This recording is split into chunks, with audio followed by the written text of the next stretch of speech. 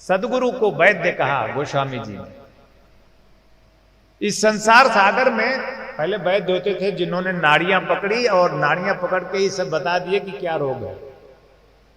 नाड़ी पकड़ के बता देने की क्रिया कि क्या रोग है, नाड़ी पकड़ के। आजकल तो डॉक्टर नाड़ी पकड़ते ही नहीं, सीधे आपका खून निकाल लेंगे और बोले कि जांच करा लो क्या हुआ है। बिना ब्लड निकाले तो आपको बता ही नहीं सकते कि आपको क्या हुआ।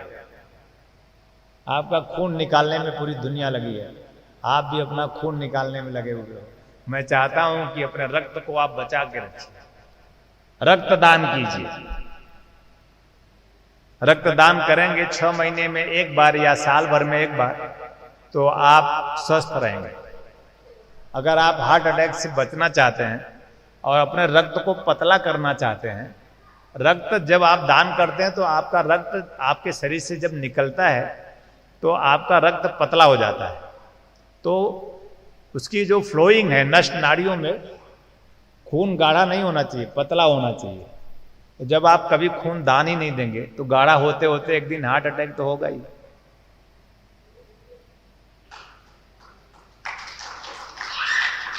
तो ऐसा हमें सोचना चाहिए कि हमें रक्तदान करना है।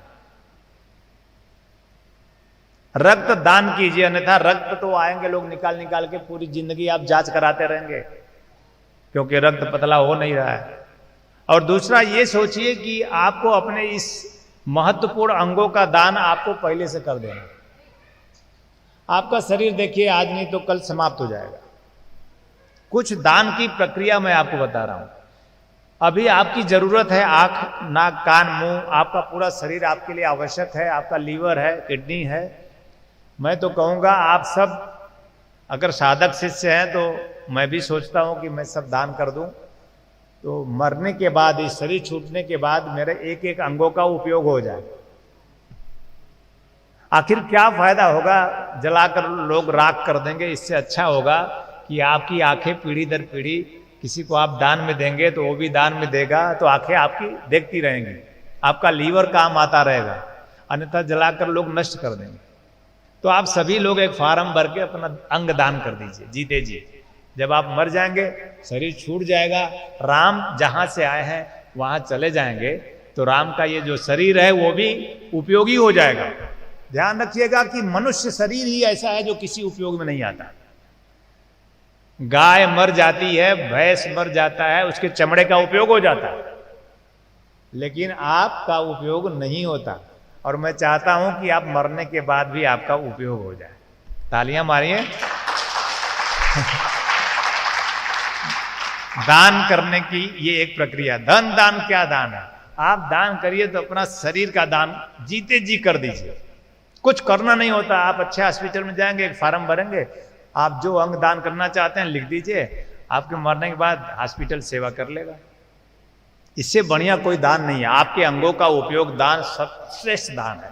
रक्तदान जीते जी साल में एक बार कर दिया करिए, और मरने के बाद पूरे शरीर का दान कर दीजिए। ऐसा हो, ऐसी चेतना आए तो पहली बात, जब हम दान करते हैं तब हम अपने आप में सुख प्राप्त करते हैं। और प्रत्येक व्यक्ति को दानी होना चाहिए।